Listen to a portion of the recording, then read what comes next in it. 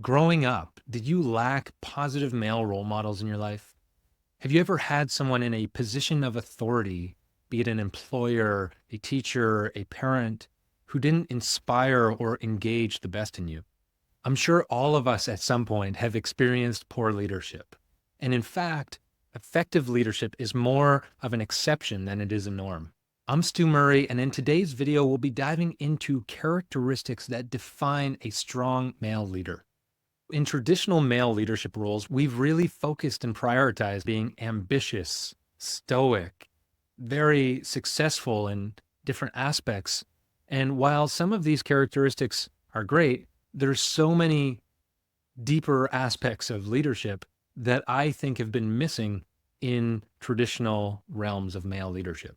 There are both feminine and masculine qualities of leadership that a male leader needs to embody. And examples of masculine qualities would be having a clear vision that they're leading themselves and their teams or their community toward, or being assertive in expressing their desires and their needs, or being able to lead with integrity and take accountability when we fall short of not meeting the standards that we set. Examples of feminine leadership would be being emotionally intelligent, being able to actually speak what's coming up within our bodies and being able to share that with other people, being vulnerable, or being able to listen and be empathetic to the people around us. In the modern day, there's been a lack of male role models. This is something I've struggled with. Growing up, I didn't get to see my father often, and I had very few male teachers. I did get exposure to men in sports, but overall, there was not a large pool of men who embodied the qualities that really inspired me, that really brought the best out of me. And it's been an ongoing search to actively seek out male role models who challenge me, who inspire me to be a better version of myself, and who embody the qualities that I aspire to live deeper into. And I'm curious, what have been your experiences with male role models in your lives? Have they been abundant? Have they been hard to find? Let me know down in the comments below what your experience in relationship to male role models has been. We're in a time where the cultural landscape is changing rapidly. Technology is evolving at faster and faster paces, and that's broadening our perspectives and connecting us in a global way that we haven't had before. And that demands a different kind of leadership. The traditional model of carrots and sticks, punishments and rewards isn't working anymore. We can't just punish people or reward them and incentivize them with pay to be able to do things. People have a deeper thing that they care about. They want to feel like they're contributing to something bigger than themselves. And I've come to learn during my time in education that there are two ways to command authority, and that's either through fear or through respect. So if I can't leverage punishment and rewards and using fear mechanisms to drive behavior change, then I'm left with leading through respect. And that means embodying and living into the values that I hold dear and upholding and living into the vision that I'm trying to lead myself and, again, my team, organization, my family, and my community toward. Culturally, we're needing to make a shift from a power over paradigm to a power with and power to paradigm where we give power back to the people around us rather than take it away. Let's look at qualities of a strong leader who helps empower those around him and leads by respect. One of the first qualities that comes to mind for me is an emphasis on personal growth and building self-awareness. I need to be able to look at the experiences that I've had in the past that have shaped my life and start to see the patterns that are happening that are influencing my decision. The more I can start to understand the impacts of past events in my life and how they influence my decisions in the present moment, the more I can start to find space between whenever I'm feeling stimulated and the response that I'm choosing. So if I know, oh man, there's a situation that's coming up right now that's triggering some past experiences, past events, can I breathe into that? Can I hold space for the discomfort that's coming up? And instead of being reactive or being short or, insert whatever normal behavior that we would have. Can I breathe? Can I feel the intensity that's happening in my body and choose a different response? This really involves a radical sense of self-ownership where I'm taking full responsibility for the things that happen in my life. And that's really challenging to do because we culturally, we tend to outsource blame, criticism, and judgment externally. We find wrongness with something outside of us because it softens the blow and it prevents me from having to look at the parts of myself that I don't quite love or that I have a hard time loving and leaning into.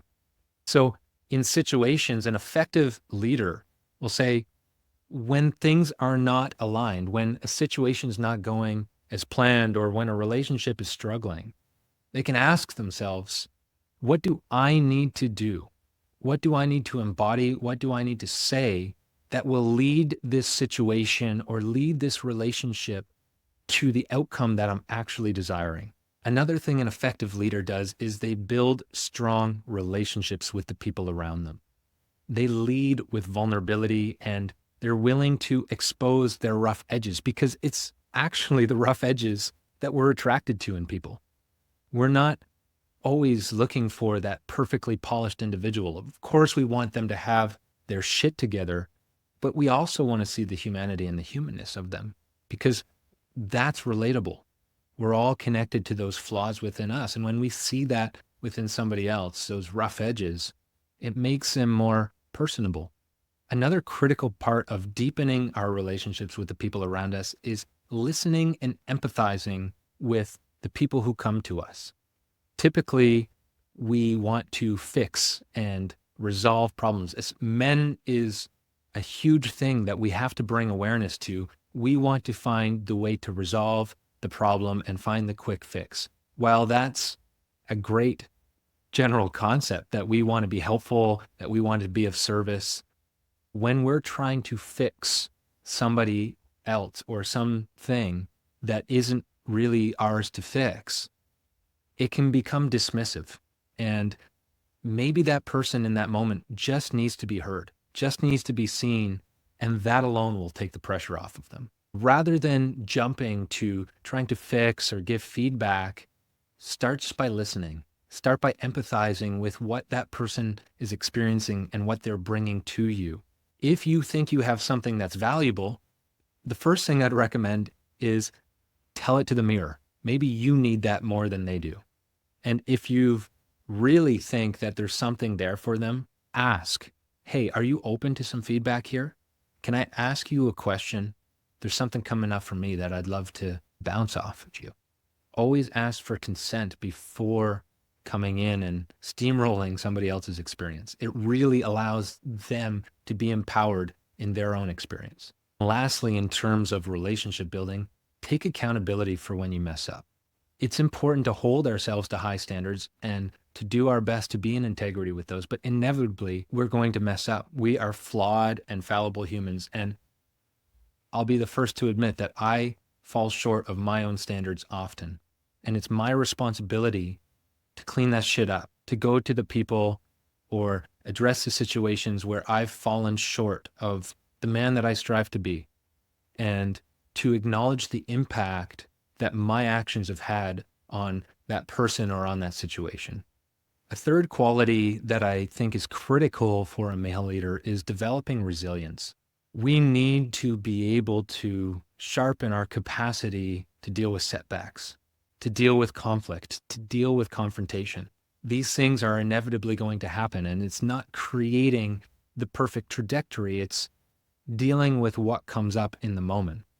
So when I experience conflict, when I experience confrontation, when the situation that I had hoped would go a certain way doesn't go as planned, how am I taking care of my nervous system? How am I regulating myself to come back out of that fight or flight or freeze response and into a breath, into feeling what's alive in my body, into creating spaciousness between the stimulus and the response?